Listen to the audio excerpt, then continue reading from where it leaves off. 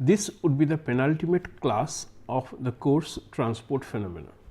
So, what I would continue to do to explain some of the problems on momentum integral equation, because I thought that is a portion which I could cover in greater details, especially in the form of solved examples.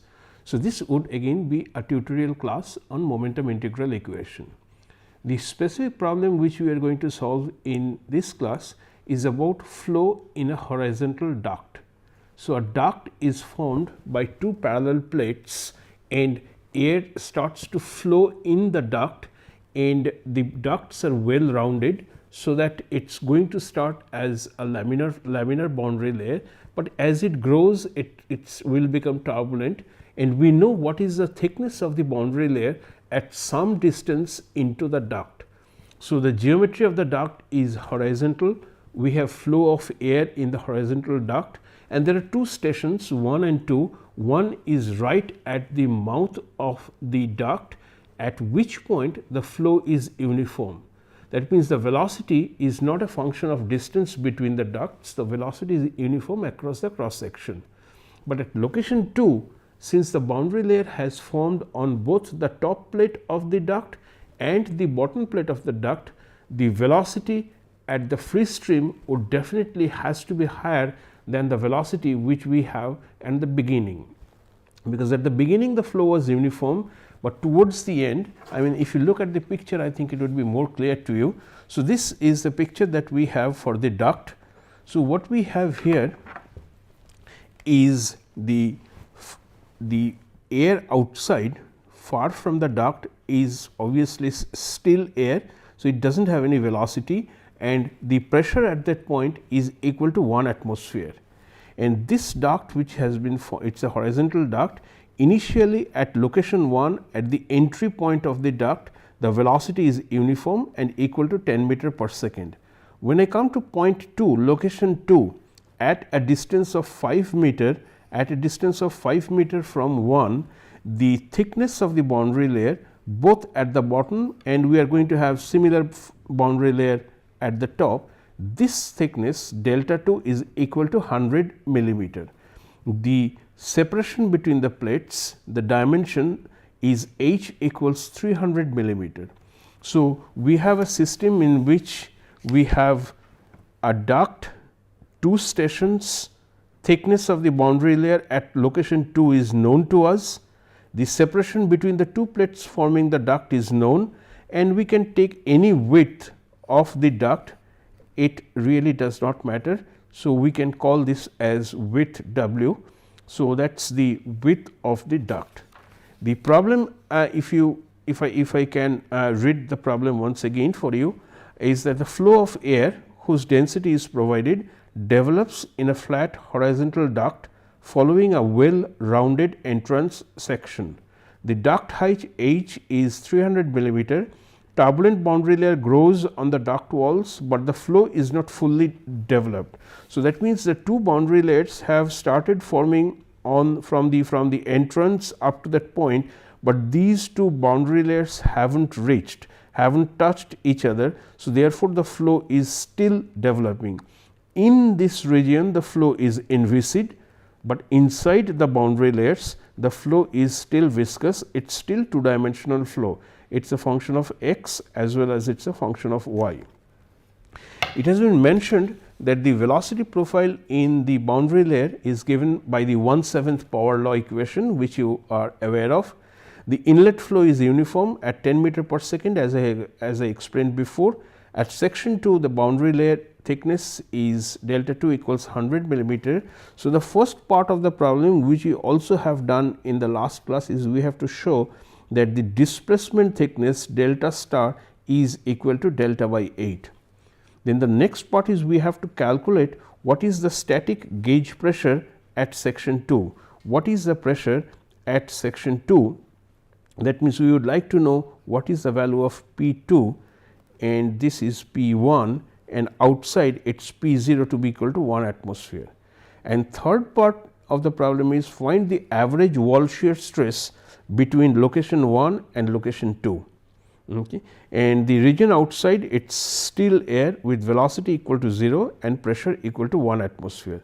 So, we will start solving this problem in this class, and I think it would give you more ideas about the use of momentum integral equation and how the body forces, the surface forces including shear are connected to the convective transport of momentum because of the flow into the control volume that we are going to define into the boundary layers.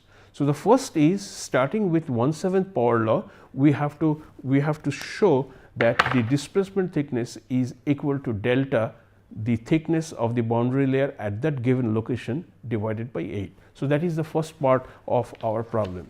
So, we will quickly start the problem then. By definition, the thickness delta star is the displacement thickness is 0 to delta 1 minus small u by capital U, where capital U is the free stream velocity times dy, y being the distance from the solid plate. So, if I take delta outside, the limit changes. So, it is going to be 1 minus u by capital U times d eta, where eta is simply y by delta. So, the limit will change from delta to 1. This u by u, this follows this is the 1/7 power law. If it follows 1/7 power law, then delta star can be written as delta times 0 to 1 minus eta to the power 1 by 7, that is the 1/7 power law times d eta. So, when you perform this integration, it would simply be eta minus 7 eta to the power 8 by 7, within it varies between 0 to 1. When you perform this, you are going to see that delta star is equal to delta by 8. So, this part is straightforward, which we have done in the last class as well. So, when we next is, so this is part 1 where we have to show this. Part 2, it simply tells us find the what is the static gauge pressure P 2. So, this is the static gauge pressure at 2, and it has been mentioned that P 0 is 1 atmosphere outside of the duct, but we do not know what is P 1 and what is P 2. So, the gauge pressure would be equal to 0, and we need to see what are the gauge pressure at these points. So, the first thing we need to do is we need to find out what is the velocity at location 2. So, we need to find out what is the velocity at this point, because if we know the velocity at this point, only then I can write the Bernoulli's equation between 1 and 2, because this core is in inviscid flow, and boundary and Bernoulli's equation is only valid for inviscid flow. So, therefore, I know the velocity at this point. So, if I can find out what is going to be the free stream velocity at this point, which is going to be affected by the growth of boundary layers over here. So, then we should be able to apply Bernoulli's equation between these 2 points. So, the first one that I am going to from continuity,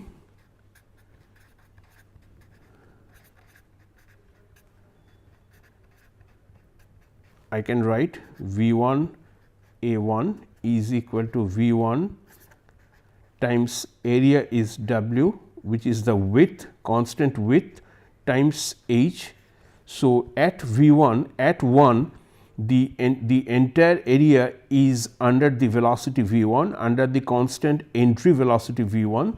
So, this is going to be my V 1 A 1, and at location 2, the velocity outside the boundary layer, let us call it as V 2, but the available area utilizing the definition of the displacement thickness would be equal to h minus 2 delta. So, in order to convert the flow situation at location 2 to an inviscid flow, what needs to be done by the definition of delta 2 star, by the definition of displacement thickness, is to raise the platform by delta 2 star, which would make the flow outside of this to be inviscid. So, if I can raise the platform at this location by a distance equal to delta 2 star from both sides, then in this region the flow is going to be inviscid. So, the flow is going to be inviscid in this region. So, I need, so this delta 2, this much, this is delta 2 star, the displacement thickness. So, by definition the solid boundary here has to be raised by delta 2, and whatever be the velocity at this point, essentially the entire fluid will be in inviscid flow if I constrict the flow area by a distance equal to h minus 2 delta 2 star. So, that is what I have written over here. In order to have this free stream velocity, I raise the platform on both sides of the duct by an amount, by a distance equal to delta star. So, my inviscid flow area now has become h minus 2 delta star, and W, the width, is definitely constant. So, I should be able to obtain what is the value of V 2. V 2 should be equals V 1 h by h minus 2 delta 2 star, and for delta 2 star I use this condition. So, delta 2 star would simply be equal to delta 2 divided by 8. Okay. So, this V 1 would simply be 10 meter per second, and the h is 300 millimeters, and 300, this h 300 minus 2 delta 2 star by 8. So, this is delta star by 8, this is delta by 8. So, delta at this location is provided to be equals 100 millimeters. So, delta 2 star would simply divided by 8. So, delta 2 star is evaluated as delta 2 divided by 8. The value of delta 2 is 100 meters. So, divided by 8, and this would give you the velocity, the free stream velocity, if I assume the flow to be inviscid, to be equals 10.9 meter per second. So, using the simple definition of displacement thickness, I find out what is the velocity in the duct at location 2 if the entire flow is inviscid. And in order to convert viscous flow to inviscid flow, I use the definition of the displacement thickness.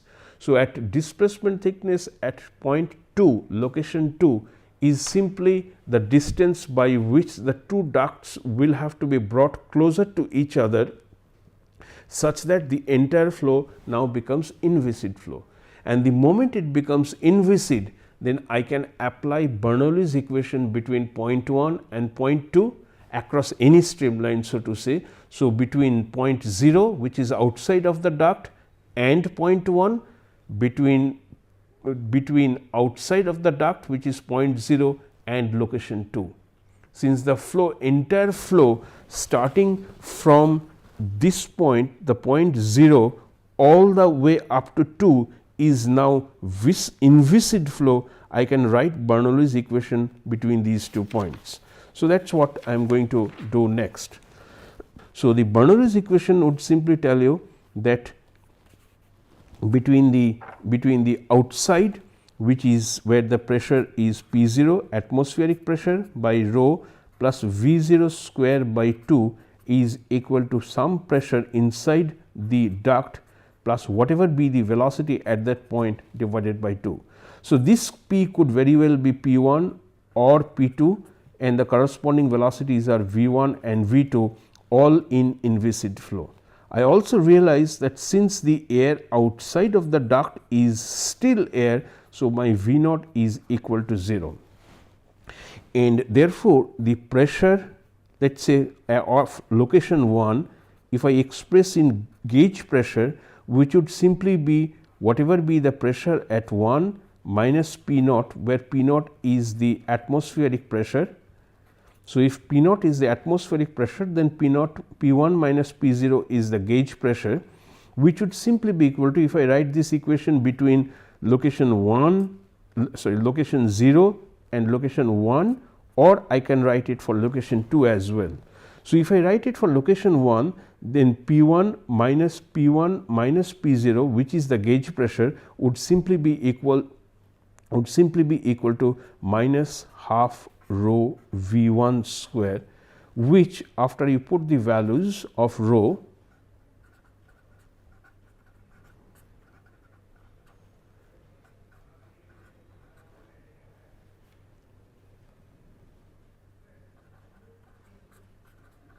and this P 1 g would turn out to be minus 61.5 Pascal.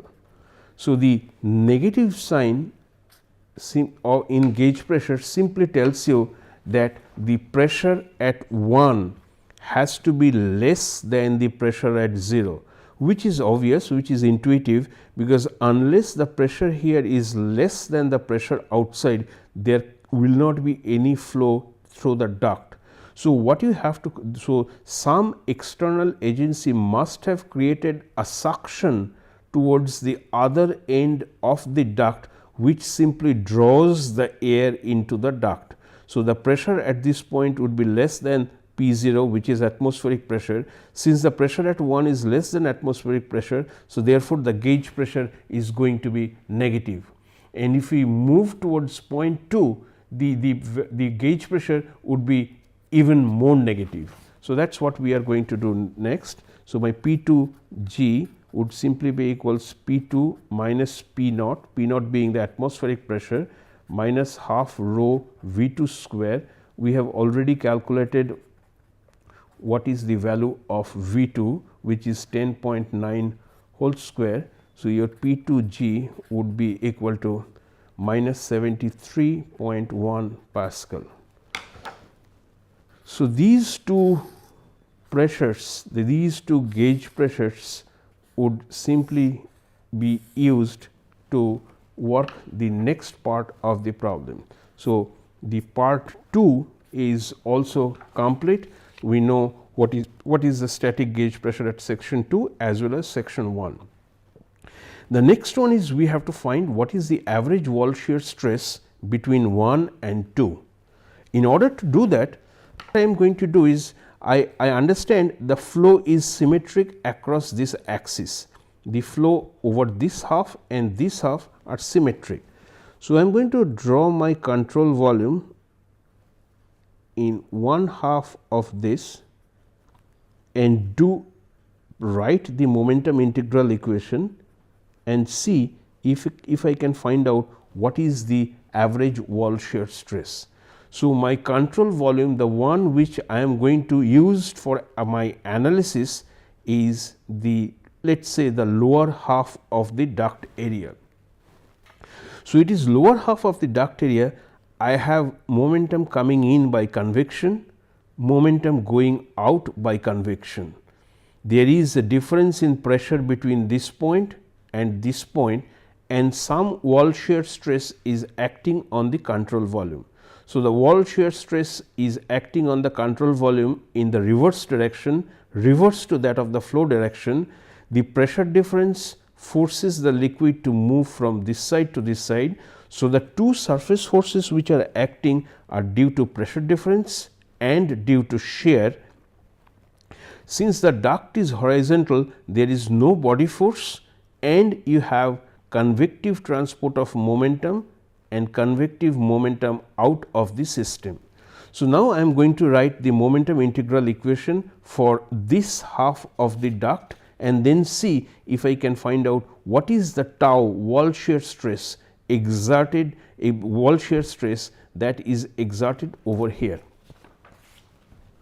So, now we can move to part 3, and in order to solve part 3, I apply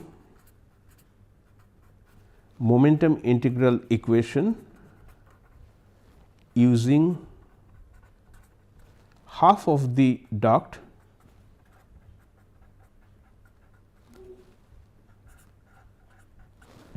as the CV, control volume.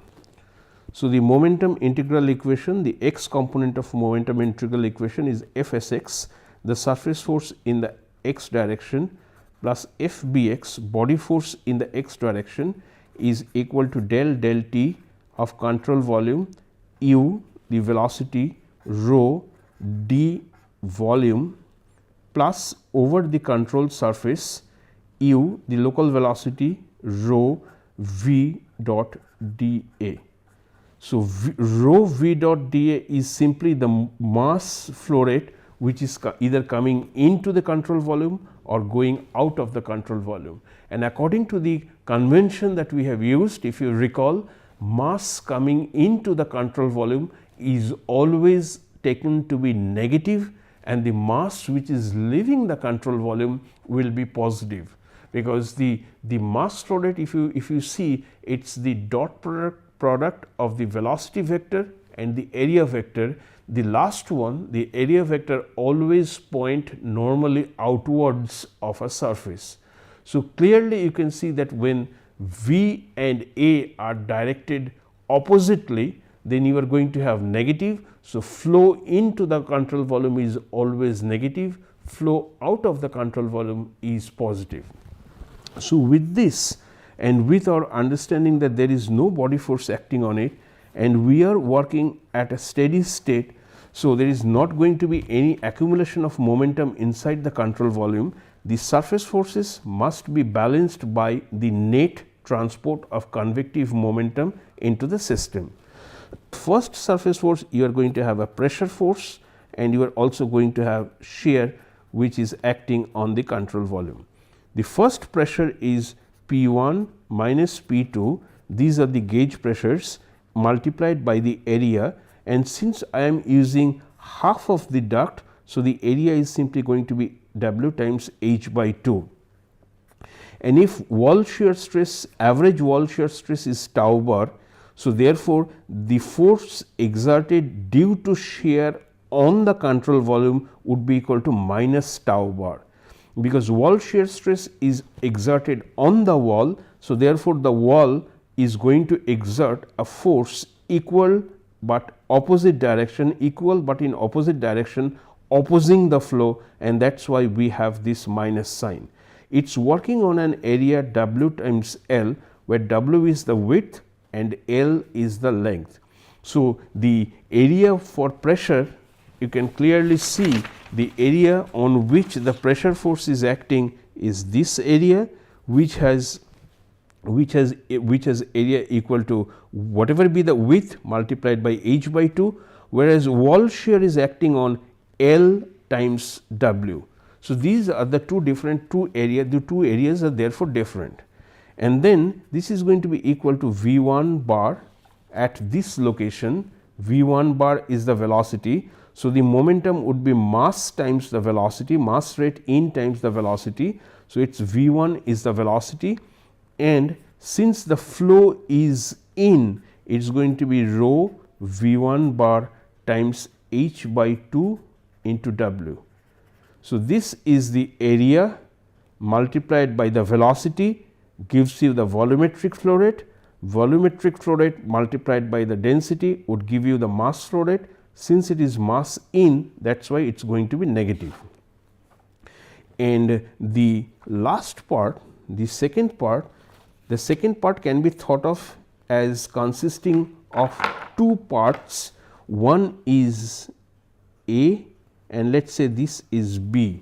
So, if I draw the situation at location 2, up to this point I have a boundary layer, and this is my central line, this is the line of symmetry, the plane of symmetry is this line.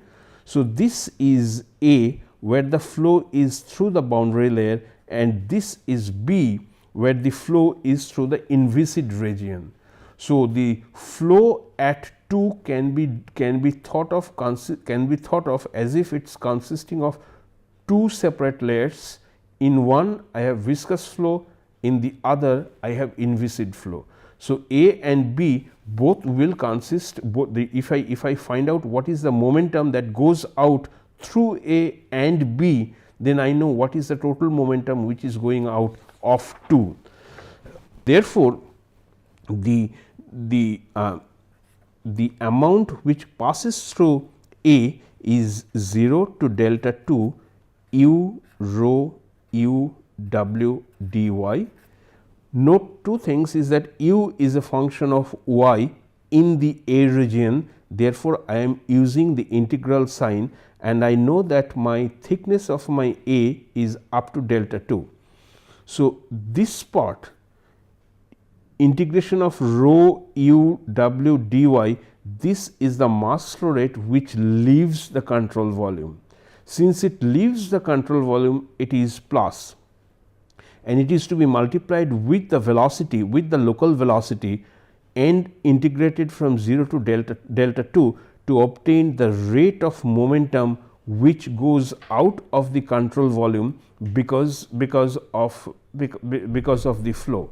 So, since it goes out, it is going to be positive, and then for B I know that the velocity is going to be equal to V 2 because that is the inviscid flow. So, the velocity here is equal to V 2 and this is to be this, and I find out rho, the mass flow rate as rho V 2 h by 2 minus delta 2.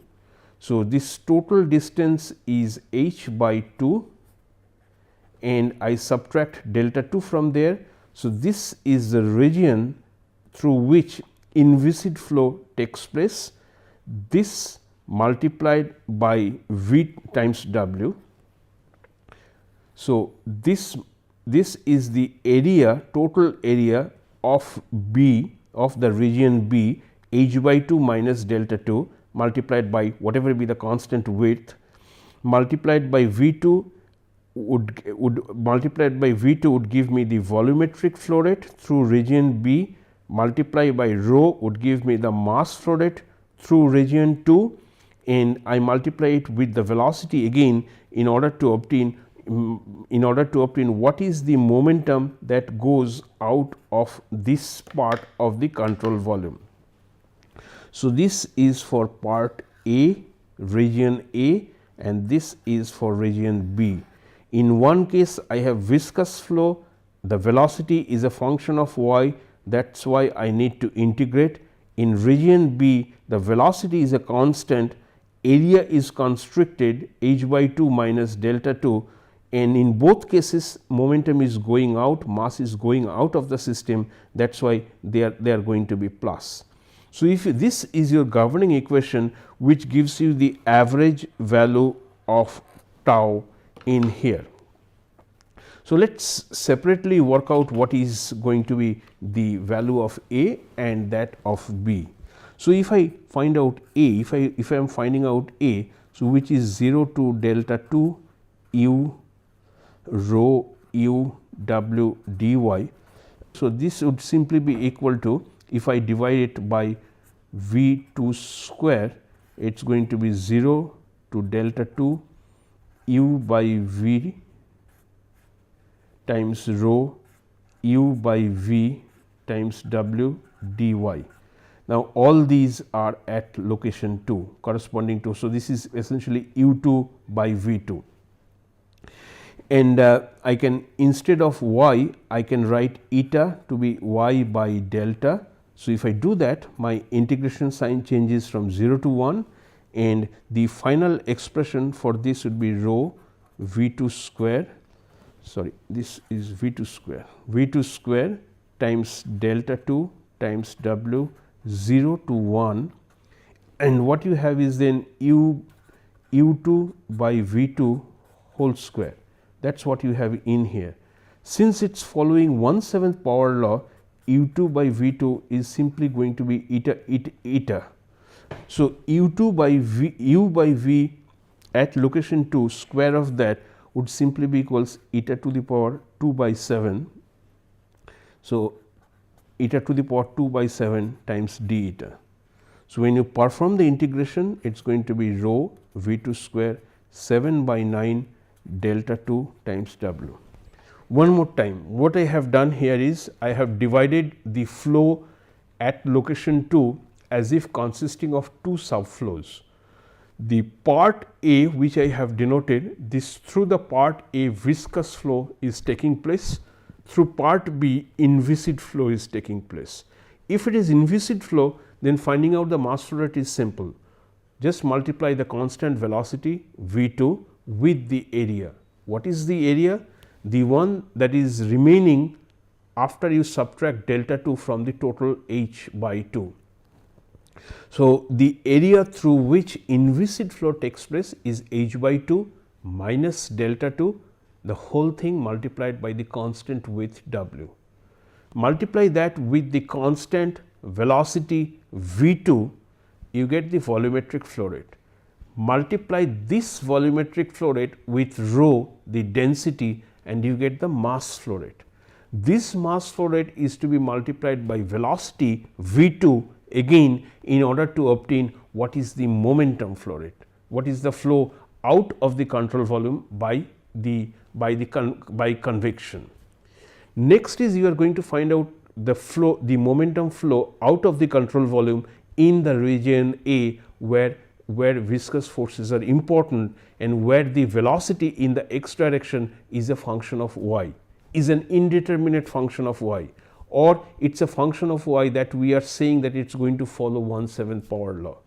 So, therefore, since it is not a constant velocity, in order to obtain the flow rate out of the region A, I need to integrate. So, what I have done is in A I have integrated from 0 to delta 2 u rho u dy, and then by substituting the 1/7 power law in here, I calculate what is the expression for momentum flow out of the system of A. So, therefore, the expression that I have here, I am going to find out what is tau WL. It is simply going to be, if I bring it to the other side, tau WL would simply be equal to the pressure force P1 minus P2 W H by 2 plus rho V1 square H by 2 times W, which is the flow rate through region B, and then rho V2 square H by 2 minus 2 by 9 delta 2 times W. So, this essentially gives me the average value of the wall shear stress, which is tau, and therefore, tau would simply be equals 1 by L P1 minus P2 times W H by 2 plus rho V1 square H by 2 times W minus rho V2 square H by 2 minus 2 by 9 delta 2, and I have another W in here. So, this is the total complete expression, and once you put in the numbers for P1, P2, W, H by 2, V1, V2 and delta 2, what you are going to get is tau bar is equal to 0.3 Newton per meter square. So, important point in this specific problem is that you are finding out the average value of the wall shear stress, not the point value of wall shear stress. So, you may ask that I have a profile at location 2 which follows 1/7 power law. So, why not differentiate the profile at 2, multiply it with mu and obtain what is the value of the shear stress? You would be wrong, because you have been asked to calculate what is the average shear stress between location 1 and location 2 over this entire 5 meter long region, not at point 2. So, do not try to use the expression to obtain an average value based on the velocity profile which is there at a given location. So, I hope that this problem has the solution tutorial problem has clarified any remaining doubts that you may have on the use of momentum integral equation. If you still have some questions, please ask me, and I will try to answer to you as soon as possible.